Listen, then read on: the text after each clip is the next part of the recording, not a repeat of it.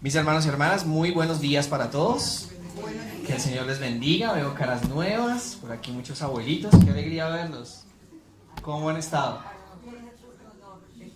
El honor es todo mío, créanme que sí, bastante. Muchas gracias a la Iglesia de Modelo, al hermano David por la invitación. Y bueno, hoy vamos a tener un tema bien interesante. Vamos a ver, bueno, ¿cuántos conocemos la historia de las 10 vírgenes?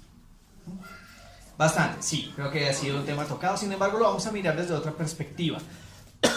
Desde una perspectiva más profunda. Antes de ver la presentación, quiero pedirte un favor.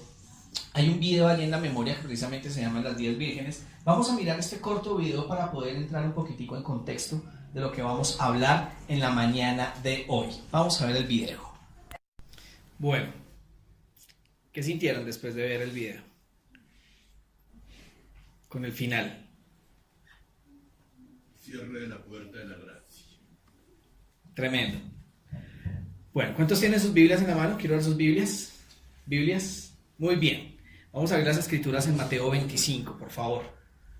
Ahora, efectivamente allí se están relatando varias cosas. Tal vez para algunos que están aquí son nuevas, para otros que ya llevan tiempo en la iglesia ya las conocen un poco más. Pero efectivamente el contexto de lo que nos está hablando, Mateo 25, habla de algo que se llama el cierre de la gracia. Bien, y es un tiempo límite que Dios dice hasta aquí. Porque la puerta de la gracia no va a estar abierta siempre. Por eso es necesario hacer las cosas ahorita. También nos habla acerca de algo que se llama el inicio del milenio, la segunda venida de nuestro Señor Jesucristo. Hay muchas cosas que se refieren, o el contexto, precisamente de Mateo 25, nos nombra, nos muestra las señales. Bien, ahora, lo último que nos dice es, vamos a leer el versículo 13 de Mateo 25. Versículo 13 nos dice, velad. ¿Qué es velar? Estar vigilando, estar despiertos, ¿cierto? Velad, porque no sabéis ni el día ni la hora. ¿Sabemos el día y la hora? Ojo con lo del 2031, ¿no? De hecho, varias veces la advertencia. Se está metiendo en una corriente donde dicen que aparentemente Jesús viene en el 2031. Ojo con eso. Bien, mucho cuidado con eso. No sabemos ni el día ni la hora, pero se está refiriendo a la segunda venida de Jesús. Eso es lo que vamos a descubrir hoy, porque hay una confusión frente a eso. Bien, generalmente se dice que esto habla de la segunda venida de Jesús. Vamos a ver que no es así. Y ahí vamos a hacer otra pregunta. ¿Nuestra preparación es para la segunda venida de Jesús o antes? Antes. Pues lo vamos a descubrir. Bien. Mateo 25, versículo 1. Vamos a empezar a mirar parte por parte. Nos dice, versículo 1. El reino de los cielos, será entonces semejante a 10 vírgenes que tomaron sus lámparas y salieron al encuentro del novio. Las vírgenes representan a la iglesia, como bien lo sabemos, bien, pero ellas no son la novia. ¿Cómo así, hermano David? Lo vamos a descubrir. Vamos a descubrirlo, porque más adelante vamos a ver que las 10 vírgenes están invitadas a la boda, pero ellas no son la novia. Bien, vamos a verlo por partes, por eso primero lo del video. Ahora, versículos 2 al 4. Versículos 2 al 4 nos dicen, 5 de ellas eran necias y 5 eran sensatas, porque las necias, al tomar sus lámparas, no se proveyeron de aceite extra. En cambio, las sensatas, junto con sus lámparas, llevaron aceite extra en sus vasijas. ¿Símbolo del aceite cuál es? ¿O qué simboliza el aceite? Al Espíritu Santo. ¿Qué simbolizan las lámparas? La palabra de Dios. La Biblia, ¿sí? Precisamente el Salmo nos dice, lámpara es a mis pies tu palabra y una lumbrera en mi camino. Bien. Entonces, teniendo en cuenta esto, estamos viendo que hay dos clases de adventistas. Unos que tienen su Biblia, vamos a la siguiente diapositiva, por favor. Un grupo que estamos viendo aquí que son las insensatas, que prácticamente, aunque tienen su Biblia, la tienen de adorno. Bien, es un grupo que precisamente no se preocupa por la oración diaria, de tener una comunión con Dios, ¿sí? No oran ni siquiera para los alimentos. Y es aterrador. Que ni siquiera para los alimentos se ora. Bien. Estamos también viendo que este grupo, esta parte de la iglesia, nunca piden el Espíritu Santo. ¿Es necesario? ¿Por qué necesitamos el Espíritu Santo? Él es que nos muestra. Primero, porque nos convence de pecado. Segundo, porque nos mueve a las acciones. Bien, pero ¿para qué necesitamos el Espíritu Santo? El por qué y para qué son diferentes. ¿Para qué necesitamos el Espíritu Santo? Para poder discernir. También. Para que nos ilumine. Para que nos ilumine. Pero la Biblia nos dice, y me seréis testigos en Jerusalén, en Samaria y en ¿dónde? Lo necesitamos para poder dar la palabra de Dios. Entonces estamos viendo que este primer grupo, aunque tiene la Biblia, sí, aunque dicen, entonces tenemos la Biblia, hermano, y amén, y sí, pero no tienen el Espíritu Santo. Tremendo. Primer grupo. Vamos al segundo grupo. Siguiente diapositiva, por favor. Las sensatas.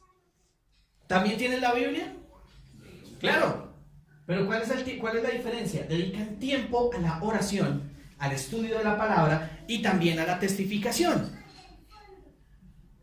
¿Se puede ser adventista sin testificar?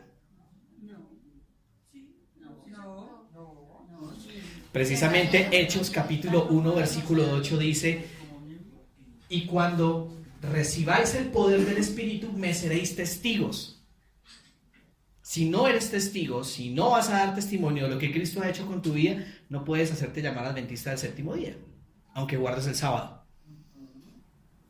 Bien, ¿qué más tienen estas sensatas? Las sensatas, las vírgenes sensatas. Piden el Espíritu Santo todos los días. ¿Cuándo necesitamos ser bautizados del Espíritu Santo? ¿Cada cuánto? ¿Cada 3 meses? Cada minuto. Bien. Esto implica que comprenden la necesidad de abandonar ¿qué? El pecado. Entonces estamos viendo que son cosas muy diferentes. Bien, lo que es ser una iglesia sensata o miembros de iglesia necios o insensatos. Vamos a seguir leyendo. Versículo 5. Dice: como el novio tardaba, les entró sueño ¿a cuántas? ¿Y qué pasó? ¿Cuántas se durmieron? ¿Tiene que dormirse la iglesia? Sí, tiene que pasar. El adormecimiento de la iglesia es parte de lo que llamamos el zarandeo y es algo que tiene que pasar. Bien, tiene que pasar. Vamos a ver por qué. ¿Por qué tiene que pasar esto? Bien, versículo 6. A medianoche se levantó el rumor. ¿Ya viene quién? Ya viene el esposo o ya viene el novio. Salid a recibirlo. ¿Qué es lo que despierta a todas estas vírgenes? ¿Qué es lo que despierta a la iglesia? Un anuncio de medianoche, ¿sí o no? Es un anuncio donde nos dice ya viene, está muy cerca. ¿Sí o no? Ahora, ¿cuántas se despiertan? ¿Todas se duermen? Todas se duermen. ¿Tiene que pasar? Sí, tiene que pasar. Pero ¿cuántas se despertaron? Vamos a verlo. Dice versículo 7. Entonces todas aquellas vírgenes se levantaron y arreglaron sus lámparas. Es decir, ese anuncio que dice, ya viene el novio, ya viene el esposo, que es un lapso de tiempo muy corto, despierta a todas las iglesias. La pregunta es, ¿todas están preparadas? No. ¿Todas se tienen que dormir? Sí.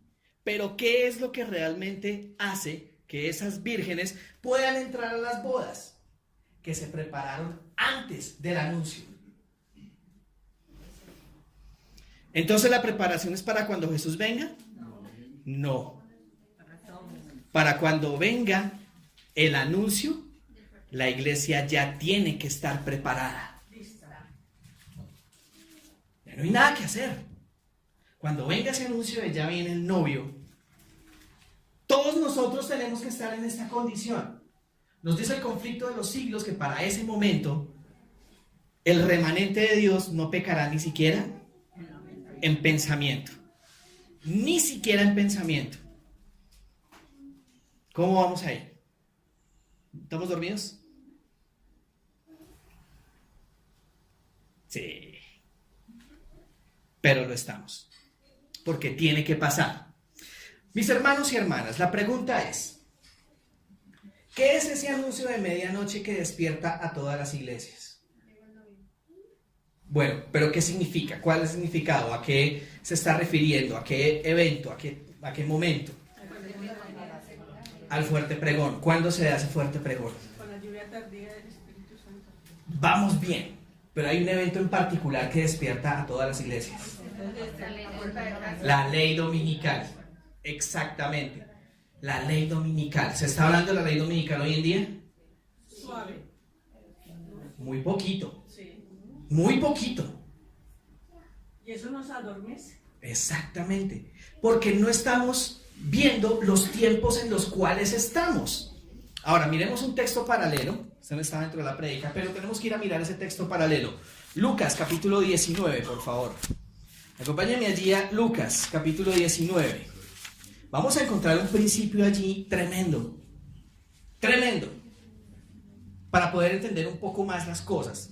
Capítulo 19, vamos a leer el versículo 41. Lucas 19, versículo 41 dice, hablando de Jesús, dice, cuando se acercó, al contemplar o a mirar la ciudad, Jesús lloró por ella. La pregunta es, ¿por qué lloró Jesús? ¿Porque vio la ciudad bonita? ¿Porque vio la magnificencia de la ciudad y sus sacerdotes? No. Vamos a ver por qué lloró Jesús. Versículo 42 dice, diciendo, si tú también hubieras comprendido en este día el mensaje de paz, pero ay, ha quedado oculto a tus ojos, porque llegarán días sobre ti en que tus enemigos te cercarán de empalizadas. Otras versiones dicen, llegará el momento en que te cercarán y no te darás cuenta. ¿Sí? Sigue diciendo, te sitiarán, te oprimirán por todas partes. Mis hermanos y hermanas, ¿será que la iglesia remanente está siendo rodeada por la ley dominical? ¿De forma silenciosa? ¿Nos estamos dando cuenta? ¿Vemos las noticias de lo que pasa? ¿Vemos lo que está haciendo Francisco I en este momento? ¿Vemos lo que están haciendo las iglesias protestantes uniéndose al Papa? ¿Estamos hablando las verdades de lo que es el papado? Pero ¿por qué nos están rodeando sin que nos estemos dando cuenta? Porque todas las iglesias se tienen que dormir. ¿Cuándo llegará la ley dominical? Pero cuando llegue, ¿será que ahora sí despierta a los adventistas? ¿Será que ahora sí despiertan a todas las iglesias? ¿Será que ahora sí despierta a todo el mundo? Sí, porque dice que todas se despertaron. Todas. Mientras tanto, nos están rodeando de a poquitos. De una manera muy sutil. Se están empezando a organizar el Estado, las iglesias protestantes y la iglesia católica. Y no nos estamos dando cuenta. Sigamos leyendo. Versículo 44. Dice, te arrasarán a ti y a quienes más. ¿A quién le gustaría ver a un hijo metido en la cárcel por lo de la ley dominical? Sí. Te arrasarán a ti y a tus hijos dentro de ti, y no dejarán piedra sobre ti, por no haber conocido ¿qué? El tiempo de tu visitación. Mis hermanos y hermanas, y especialmente voy a hablar a los jóvenes, muy especialmente a los jóvenes. ¿Conocemos el tiempo en el que estamos viviendo? ¿Sabemos el tiempo en el que estamos? ¿Será que por no conocer el tiempo nos vamos a perder? Tal vez sea más llamativo Nicky Jam. Sí, pueda que sea llamativo. Pero vamos a ver otro principio fundamental. Apocalipsis 12. Apocalipsis 12. Ya entendemos por qué lloraba Jesús. Porque el pueblo no conocía el tiempo en el que estaba. Y por dormidos les llegó, como se dice coloquialmente, les llegó la roya.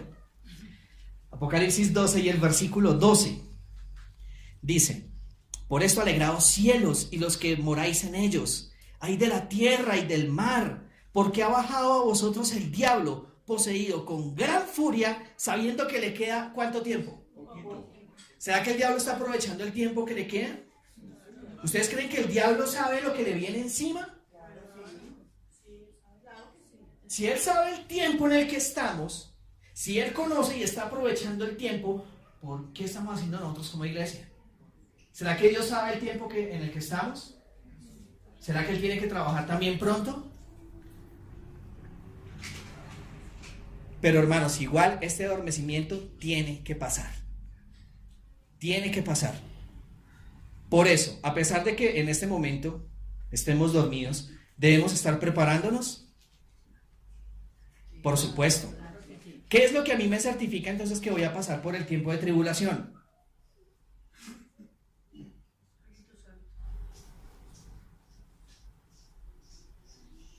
Yo pueda que me sepa la Biblia de arriba para abajo, pero si yo no pido el Espíritu Santo, va a ser muy complicado. Pero complicado. Cuando lleguen los tiempos de la gran tribulación, que sabemos cuánto vamos a poder comprar y vender. ¿Cuántos tendremos trabajo? ¿Sí? ¿Cuántos serán entonces que podemos quedarnos en casas grandes y lujosas? Tranquilos, en nuestras casas. ¿Será que vamos a poder reunirnos aquí? No. Debemos estar preparándonos ya. Sí, la iglesia está dormida, pero la preparación es grupal o es personal. Es personal y es diaria. Ahí es donde está la diferencia entre una iglesia insensata y una iglesia sensata. Bien, volvamos a Mateo 25, por favor. Vamos a volver a Mateo 25. Y vamos en el versículo 7, ¿no? Entonces todas aquellas vírgenes se levantaron y arreglaron sus lámparas. Las necias dijeron a las sensatas. Versículo 8. Versículo 8. Bueno, perdón, antes de ir al versículo 8, vamos a pasar a la siguiente diapositiva, por favor. Vamos a leer esto. Esta paginación del conflicto de los siglos está en la versión gris del año 2011. Bien, nos dice allí, con respecto a este clamor de medianoche o por qué se despierta la iglesia. El sábado será la gran piedra de toque de la lealtad. ¿A quién? ¿Al mundo o a Dios? Muy bien. Dice, pues este es el punto específicamente controvertido. Cuando esta piedra de toque, hablando del sábado, cuando esta piedra de toque le sea aplicada finalmente a los hombres, entonces se trazará una línea de demarcación entre los que sirven a Dios y los que no le sirven. Pregunta, ¿todos los cristianos alrededor del mundo sirven a Dios? Dicen servir, pero no le están sirviendo realmente. Vamos a hacer una pregunta un poco más personal. ¿Puedo decir que yo soy un siervo de Dios? Bueno, vamos a ver que la Biblia conteste. ¿Les parece? Vamos a hacer una pausa allí. Romanos 6. Vamos a ir a Romanos capítulo 6.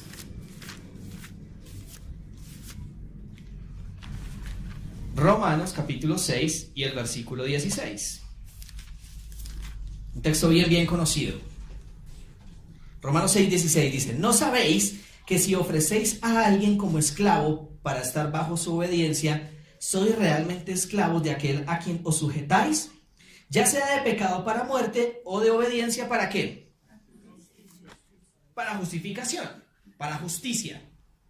Un siervo de Dios, ¿qué hace entonces? Obedece.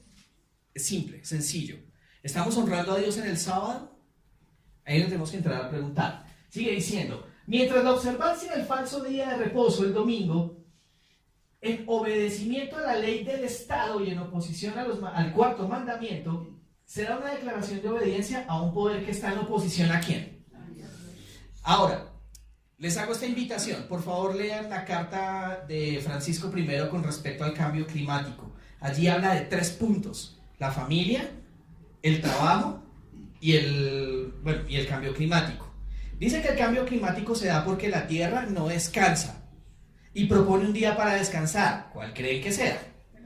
El domingo, ¿sí? Dice que con cuestión de la familia. La familia necesita un día para reunirse y para estar en la iglesia. ¿Cuál día creen que va a proponer? Bueno. Y con el trabajo, la gente hoy en día solo vive para trabajar y pagar deudas. Necesitan descansar un día. ¿Cuál día será? ¿Suena bonito? Una aparente justificación. Una aparente justificación. ¿Suena bonito? Sí. ¿Se va a colocar? ¿Será que muchos adventistas van a caer en eso? Sí. Muchos van a caer. Bien. Sigue diciendo, en oposición a Dios, la observancia del verdadero día de reposo sábado, en obediencia a la ley de Dios, será una señal evidente de lealtad al Creador. Mientras una clase de personas, al aceptar el signo de sumisión a los poderes del mundo, recibe la marca de la bestia. La otra, por haber escogido la obediencia a la autoridad divina, será sellada con el sello de Dios. Conflicto de los siglos. Entonces, ley dominical. Hermanos, a despertar. Mateo 25, versículo 8. ¿Cómo vamos ahí, hermanos? ¿Vamos bien? Versículo 8. Dice, las necias dijeron a las sensatas, dadnos de vuestro aceite, que nuestras lámparas se apagan. Pero las sensatas contestaron, no sea que no alcance para nosotras y para ustedes. Mejor es que vayáis a los que venden y compréis aceite extra. Ahora, este aceite, ¿yo le puedo dar el Espíritu Santo a alguien? No. ¿Quién es el único que me lo puede dar? ¿El Padre o el Hijo? El Padre. Los dos. El Padre me lo da a través del Hijo. ¿Sí? Yo no puedo recibir el Espíritu Santo si no acepto a Cristo como mi Salvador. Entonces llegan estas personas, estas vírgenes, y dicen, regálame de tu aceite. Yo no le puedo dar el Espíritu Santo a nadie. Pero ese aceite tiene otro significado también, y es mi experiencia personal con Dios. ¿Yo puedo darle de mi experiencia personal a otra persona? No puedo. Es imposible que yo diga, mira, te regalo mi experiencia con Dios. No puedo hacerlo. Pero la comparto. Se puede compartir, claro que sí. Se puede compartir el testimonio. Pero yo no puedo entregar mi experiencia a otra persona. Mi relación con Dios yo no se la puedo dar a otra persona. Exactamente, vamos muy bien hasta ahí. Gloria a Dios, está entendiendo el mensaje. Gloria a Dios por eso. Entonces, como mi relación con Dios es muy personal, precisamente esa relación es lo que me va a permitir o lo que me va a habilitar para que me salve o no me salve. ¿Cómo se puede ver si tengo una relación con Dios? En el diario vivir. ¿Sí? En el diario vivir. Sí, tal vez a mí me duele darle de comer a una persona en día sábado que está allá afuera muriéndose de hambre. Ahí es donde debo preguntar cómo está mi relación con Dios. ¿Será entonces que Cristo le negaría a una persona un plato de comida o comprarle algo a alguien que no tiene en día sábado? Desea a todas las gentes, capítulo que se llama El Sábado, léanlo. Les va a abrir los ojos mucho con respecto a lo que se debe hacer en día sábado. Capítulo lindo, espectacular. Ahí es donde tenemos que mirar cómo está mi relación con Dios, cómo es mi relación con mi familia. ¿Será que yo aquí en la iglesia entonces soy súper consagrado, pero llego a la iglesia, llego a la casa a pelear con todo el mundo? Esas cosas se exteriorizan según mi relación con Dios.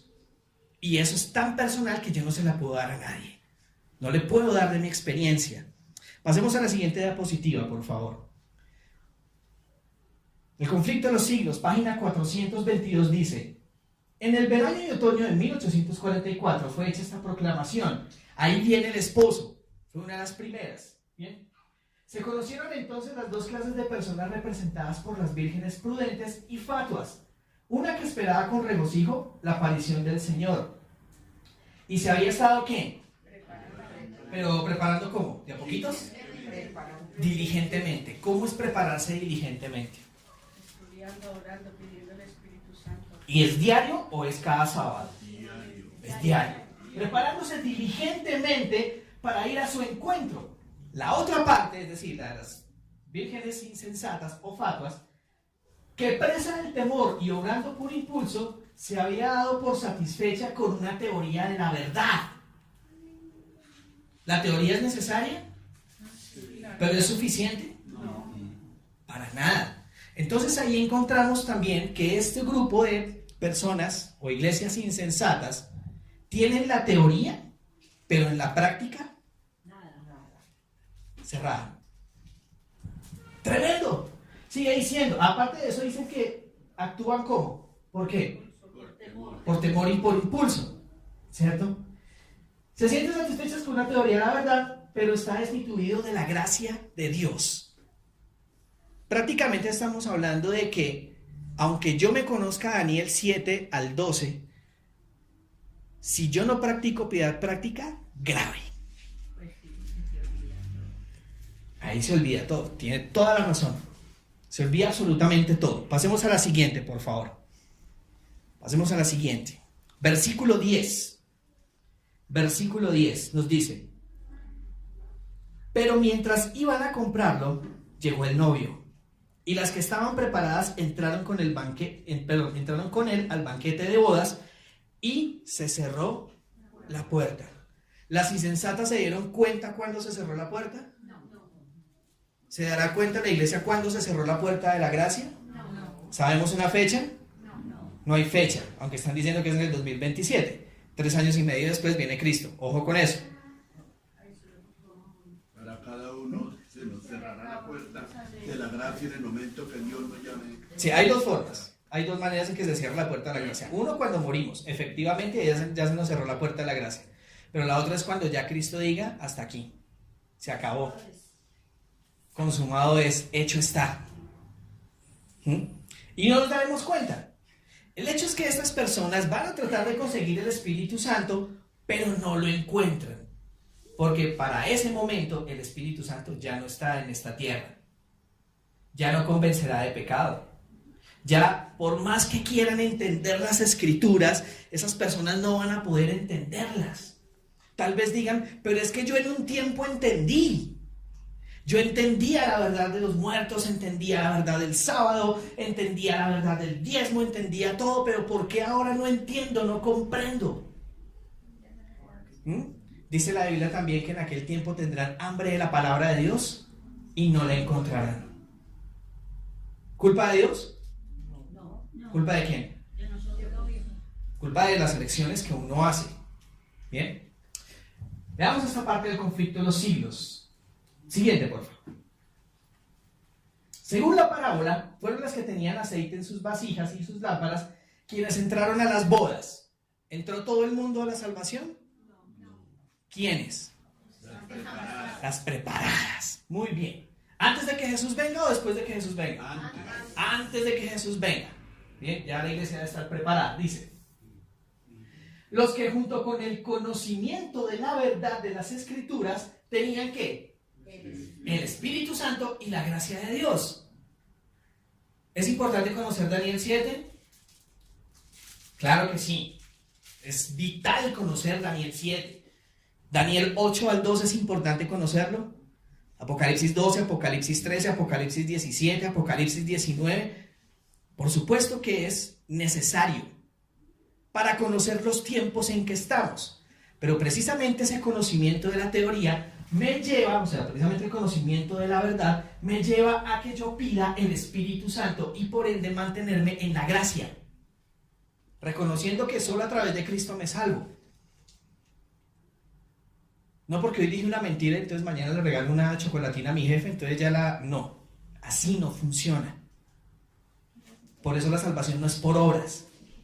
¿Bien? Sigue diciendo, y que en la noche de amarga, ¿qué? ¿Cuándo vendrá esa prueba? ¿Con la ley dominical? Vendrá una amarguísima prueba para todos, especialmente para los jóvenes, muy especialmente para ustedes jóvenes. La prueba más grande vendrá para ustedes. Amarga prueba. Habían esperado con paciencia y escudriñando sus Biblias en búsqueda de más luz. Fueron los que reconocieron la verdad referente al santuario en el cielo y al cambio del ministerio del Salvador. ¿Necesitamos conocer el santuario? es vital conocer santuario. Padres de familia, enseñen santuario a sus hijos. Bien. Siguen diciendo, y todos los que por el testimonio de las Escrituras aceptaron las mismas verdades, siguiendo por fe a Cristo, mientras se presenta ante Dios para efectuar la última obra de mediación, y para recibir el reino. A la conclusión de esta, todos serán representados como si entraran en las bodas, las que están preparadas. Ahora la pregunta es, ¿quién es la esposa? La iglesia. Bueno, siguiente. Vamos a la siguiente, please. Uy, se nos acabó. Oh, vamos a ir antes, porfa, antes. Bueno. Antes. Señor. Ok, vamos a aclarar quién es la esposa aquí en la parábola. ¿Bien? Porque los invitados a la boda y la novia no pueden ser la misma representación. Mira que nos dice Conflicto de los Siglos, página 422, 423. En la parábola, cuando vino el esposo, las que estaban preparadas entraron con él a las bodas, ¿cierto? La venida del esposo presentada aquí se verifica ¿cuándo? Antes de la boda. O sea que cuando la parábola se refiere, viene el esposo, se refiere a la segunda venida de Jesús o algo que pasa antes de la segunda venida de Jesús. Algo que pasa antes. Sigue diciendo, la boda representa el acto de ser investido Cristo de la dignidad del rey. Quiere decir que entonces cuando se anuncia que ahí viene el esposo, no solo es la ley dominical, sino es el momento cuando el tiempo de la gracia se acaba y Cristo cambia sus ropas sacerdotales a sus ropas reales. ¿Sabremos cuándo va a pasar eso? No hay forma de saberlo, ¿sí? La boda representa el acto de ser investido de Cristo de la dignidad del rey. La ciudad santa, la Nueva Jerusalén, que es la capital del reino, representa y se le llama ¿qué? La novia. ¿La novia es la iglesia? La Nueva Jerusalén. Vamos a seguir leyendo. La esposa del Cordero. El ángel dijo a San Juan, ven acá y te mostraré a la novia, la esposa del Cordero. Me llevó en espíritu, agrega el profeta, y me mostró ¿qué? La santa ciudad, descendiendo del cielo de Dios como una novia ataviada para su esposo. ¿Quién es la novia? ¿Quién es la esposa? La Nueva Jerusalén. ¿Quiénes estamos invitados a ese casamiento? Muy bien. Salta pues a la vista que la esposa representa a la ciudad santa y las vírgenes que van al encuentro del esposo representan a la iglesia en la parábola. Estamos hablando de la parábola. ¿Bien? En el Apocalipsis, el pueblo de Dios lo constituyen los invitados a la cena de las bodas, según Apocalipsis 19:9. Si son los invitados, no pueden representar también a la esposa. ¿Estamos invitados a las bodas del Cordero? ¿Cuántos? ¿Solo los adventistas? Todo el mundo, ¿cierto? Todo el mundo. Hay ovejas que no son de este redil. Perfecto. Vamos a ir, versículo 11. Versículo 11. Finalmente llegan también las otras vírgenes llamando, Señor, ábrenos. Pero él les respondió, os lo aseguro, no os conozco. No os conozco. Quiero terminar leyendo un versículo también bien conocido. Mateo capítulo 7, versículo 21. Mateo 7, versículo 21 nos dice, no todo el que me dice Señor, Señor, entrará en el reino de los cielos, sino el que cumple la voluntad de mi Padre que está en los cielos. ¿Cuál es la voluntad del Padre? La obediencia. Eso es todo. ¿Nos toca fácil? Relativamente es fácil. Relativamente es fácil. Si ponemos en comparación la obra que Dios tiene que hacer de cambiar lo que tenemos aquí, tendría que ser sencillo obedecer un así dice Jehová, ¿sí o no? Tendría que ser muy sencillo. ¿Jesús es nuestro Señor? Gloria a Dios por eso. ¿Hacemos la voluntad del Padre? Amén, gloria a Dios, hay que hacerlo, claro que sí. Y tenemos que luchar día a día con eso, mis hermanos. La idea con esto no es pensar que somos insensatas. La idea con esto es que nos preparemos para no llegar a ser las insensatas y podamos entrar a esas bellas bodas, mis hermanos. Nos toca una parte. ¿Nos corresponde luchar? Sí. ¿Nos corresponde orar? Por supuesto. ¿Nos toca hacer nuestra parte? Claro que sí. Pero en la medida en que nosotros permitamos que el Espíritu haga el cambio, ay, mis hermanos, aquel día que llegue esa ley dominicana no nos vamos a preocupar por nada. Es más, ¿ahorita tendríamos que preocuparnos por algo? ¿No? ¿Quién nos sustenta? Dios. ¿Será entonces que si nos obligan a trabajar el sábado tendremos que preocuparnos? No. Para nada. Si Dios está con nosotros y decimos qué pena con usted, no trabajo el sábado, o para los jóvenes qué pena con usted, no voy a estudiar el sábado, ¿será que Dios lo va a desamparar? No. Por eso lo dice Romanos 6:16, ¿sí? Obediencia para justificación. Nos toca sencillo. Obedezcamos. Preparémonos día a día, porque la idea, hermanos, es que Jesús no nos diga: no os conozco, apartados de mí, infractores de la ley. Es una mejor traducción. ¿Alguien quiere prepararse en este día? ¿Alguien quiere comprometerse con Dios y decir: Señor, me quiero preparar hoy? Los jóvenes muy especialmente, que digan: yo sé que se viene Halloween, se vienen partidos de la elección, yo sé que vienen muchísimas cosas, pero ¿quieres tú entrar en las bodas del Cordero? Si ese es tu deseo, quiero que te pongas de pie y vamos a cantar un himno. Antes de la oración final, vamos a cantar un himno, pero este va a ser un himno especial.